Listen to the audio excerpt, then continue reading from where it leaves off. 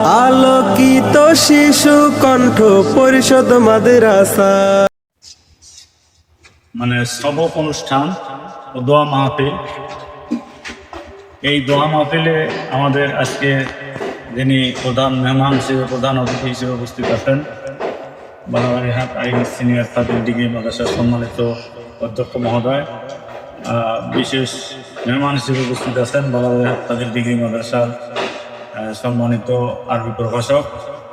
আরও উপস্থিত আছেন আমার অত্র মাদ্রাসার সম্মানিত আসাতাজা ইকরাম এবং উপস্থিত শিক্ষার্থীবৃন্দ। আসলে আমাদের দেশ থেকে মানে ইসলামী সুন্নাহ মোতাবেক যে কৃষ্টি কালচারের প্রয়োজন সেটা উঠে যাচ্ছে।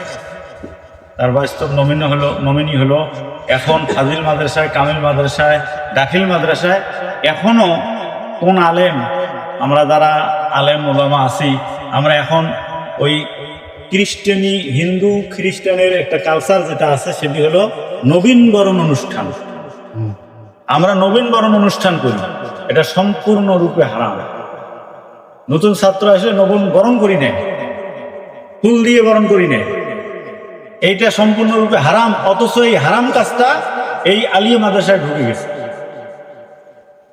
এটা একটা। আরেকটা হলো, আপনারা জানেন আজ থেকে 100 বছর আগে যে আলিয়া মাদ্রাসাগুলো ইসলাম শূন্য, তো যাই হোক এটি বহুত কথা এগুলো বলা যাবে না। তো সেই দিক থেকে আমি যখন 2009 সালে সার্চিনে যাই, সেখানেই আমি বুঝছি যে আসলে মুসলমানদেরকে, আলেমদেরকে কিভাবে আগাইতে হয় সেই বিষয়টা চিন্তা ভাবনা করে 2012 সনে এখানে আমি মাদ্রাসা প্রতিষ্ঠা করেছি। একটি মাত্র উদ্দেশ্য, সেটা হলো আল্লাহ রাসূলের সুন্নত জিন্দা করা। যে সুন্নত জিন্দা কিভাবে? একটা মাদ্রাসার ছাত্র তার মাথায় টুপি থাকে না, একটা মাদ্রাসার ছাত্রী তার কি থাকে না, বোরকা থাকে না। এগুলো অনেক চিন্তা ভাবনা করে আমি মাদ্রাসা প্রতিষ্ঠা করেছি। আলহামদুলিল্লাহ আপনাদের দোয়ায় আমি মোটামুটি ভাবে 2022 সাল থেকে শুরু করেছি দাখিল পরীক্ষা দেওয়া। সেটা সুনামের সাথে মোটামুটি এগিয়ে যাচ্ছি। তো মানুষের তো ভুলভ্রান্তি থাকতে পারে, সামনে পেছন আগা পিছা থাকতেই পারে। তো সেক্ষেত্রে আলহামদুলিল্লাহ আপনারা জানেন অনেক ত্যাগ প্রতীক্ষার পরে এবারে সর্বোচ্চ প্রায় 28 জন ছাত্রছাত্রী বা মোটামুটি ফর্ম পূরণের সিদ্ধান্ত নিয়েছি। আমরা তাদের জন্য দোয়া তো হবে, তারপরে দোয়া করব। আজকে যারা আমাদের নবম দশম শ্রেণীর ছাত্রছাত্রী যারা আছেন ক্লাস করবেন, আজকে আমরা 8ই জানুয়ারি আমরা শুভ উদ্বোধন করতেছি। যারা আমাদের এখানে ক্লাস করবেন তাদের জন্য দোয়া করব। আমি এই জন্য যে এই অনুষ্ঠানটা করার উদ্দেশ্য হলো, আমার এই প্রতিষ্ঠানে বহুত প্রতিবন্ধকতা, একেবারে সব দিক থেকে প্রতিবন্ধকতা। এটা আমি ছাড়া মনে আর কেউ বোঝে না, তো অনেকে অনুভব করে। তো বিষয়টা আমি, আমাদের অধ্যক্ষ মহোদয় আছেন, উনি যদি একটু খেয়াল রাখেন তাহলে আবার এই প্রতিষ্ঠানে আজকে ছাত্রদের পড়াবো ব্রেস নাই, তারপরে অনেক সমস্যা। আমি একটা শান্তি যে যত প্রতিবন্ধকতা হোক আল্লাহ আমার সঙ্গে আছে। তা আমি ছাত্রদেরকে শিক্ষা অর্জনের জন্য যতটুকু প্রচেষ্টা করি, অনেক অভিভাবক আছে এই প্রচেষ্টাটাকে উল্টে ভাবে নিয়ে যায়। আজকে একটা ছাত্র 10 বছর লেখাপড়া করার পরেও আজকে ভুল বোঝার কারণে আমাকে ওভারটেক করে, বলতে দুঃখ হয়। একটা ছাত্র 10 বছর লেখাপড়া করার পরেও আমি সালামটা পর্যন্ত পাই না, আমার একটা দুঃখ। তারপরেও আমি আল্লাহর কাছে শুকরিয়া আদায় করি, এত কষ্টের পরেও আমার এখানে আলহামদুলিল্লাহ খুব ভালোভাবে আমি পরিচালনা করতে পারছি, অনেক অসংখ্য অভাবের পরেও।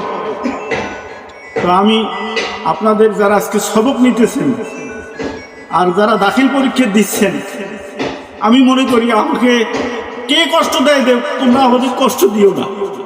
আমি পরে কথা বলবো না, যেহেতু সময় কম, সবক দেওয়ার পরে হুজুর আলোচনা করে বিদায় নেব। সর্বোপরি যেটা, একটা ছেলে আদব রক্ষা করতে গেলে ওস্তাদ মা বাবার কথা রক্ষা করতে হবে,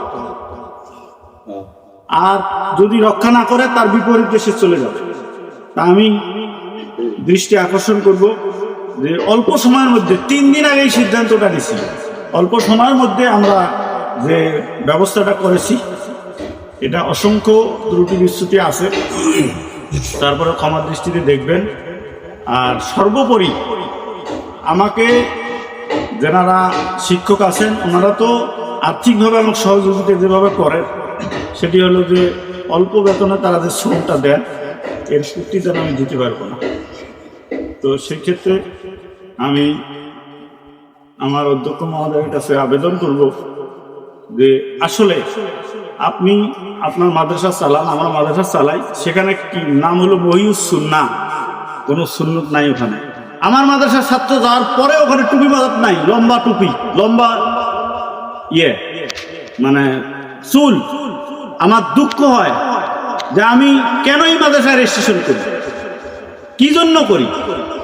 আমার দেখলে কলজে ফেটে যায় যে আমার মাদ্রাসার ছাত্র আমাকে মোবাইল দেয় আর খালি মাথায় টুপি, মানে খালি মাথায় বেড়ায়। এটা আমার দুঃখ লাগে। তো যাই হোক, তারপরেও যেহেতু আমি আমার সেখান থেকে রুজি-রুজিকের ব্যবস্থা হয়, যতই হোক কষ্ট করি আমাকে করতেই হবে। আমি যদি বালামারি মাদ্রাসায় রেজিস্ট্রেশন না করি, আশপাশ মাদ্রাসাগুলো করি, তাহলে আমি দুনিয়াতে লাভবান হব। আমার এই রেজিস্ট্রেশন সামনের 9-এর রেজিস্ট্রেশন আসছে, প্রায় আপনি 5টা ছাত্র দেন, আপনার ফর্ম ফিল আপ সব কিছু করার পরেও আমি আপনাকে 5,000 টাকা দেব, আপনি স্কুল ভর্তি করাবেন। এই লোক তো, দুনিয়ার লোক তো আমাকে কেউ কাবু করতে পারবে না, এটা করবো না আমি। তো যাই হোক, আজকে সর্বোপরি যেটা কথা সেটা হলো, তোমরা যারা সবক নিলে তোমাদের কাছে আমার বিনীত আরজ, এই সবক নেওয়ার পরে তোমরা এই আজকে নিয়ত করবে যে আমরা এমনভাবে লেখাপড়া করব যে এই এলাকার আশপাশ মাদ্রাসা, আশপাশ ছাত্র যেগুলো আছে তার চাইতে যেন রেজাল্ট ভালো হয়। শুরু থেকে যদি সিদ্ধান্ত নেও, সহজ আল্লাহ সাহায্য কামনা করো, আমার মনে হয় আল্লাহ রহমানুর রহিম অবশ্যই তিনি সহযোগিতা করবেন এবং তোমাদের সহায় হবেন। তো আমি আর আমার উদ্বোধনী কথা বেশি হয়ে গেলে আর বলবো না। এখন আমি মনে করি যে আমরা যে 5 জন ছাত্র আমার মাদ্রাসার নিয়ম অনুযায়ী যারা মানে আমার এখানে সেশন ফি দিছেন, তাদেরকে আমার বইতে দিয়ে আজকে মেহমান হিসেবে আমার হুজুরের অনুমতি ক্রমে আমি হাফেজ আবু সাহেব মাহমুদুল্লাহ সে সবকটা দেবেন, হুজুর দোয়া করবেন।